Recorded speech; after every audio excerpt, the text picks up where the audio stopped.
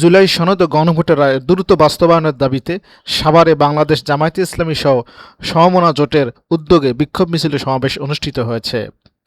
রোববার ২রা আগস্ট অনুষ্ঠিত এই কর্মসূচিতে বিভিন্ন রাজনৈতিক ও সামাজিক সংগঠনের নেতাকর্মীরা অংশ নেন। বিক্ষোভ মিছিলটি সাভার মডেল মসজিদ প্রাঙ্গণ থেকে শুরু হয়ে ঢাকা আরিচা মহাসড়কের বিভিন্ন গুরুত্বপূর্ণ সড়ক প্রদক্ষিণ করে সাভার সিটি সেন্টারের সামনে এসে শেষ হয়।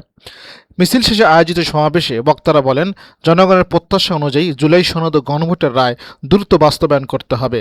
তারা দাবি করেন, দেশের রাজনৈতিক স্থিতিশীলতা, গণতান্ত্রিক অগ্রযাত্রা এবং জনগণের আকাঙ্ক্ষা পূরণে সংশ্লিষ্ট সিদ্ধান্তগুলো দ্রুত কার্যকর করা প্রয়োজন।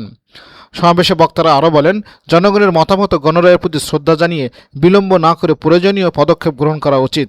অন্যথায় দাবি আদায়ে ভবিষ্যতে আরও কঠোর কর্মসূচি ঘোষণা করা হতে পারে বলেও তারা সতর্ক করেন। কর্মসূচি চলাকালে আইনশৃঙ্খলা রক্ষাকারী বাহিনীর সদস্যরা এলাকায় সতর্ক অবস্থানে ছিলেন, তবে পুরোপুরি কর্মসূচি শান্তিপূর্ণভাবে শেষ হয়।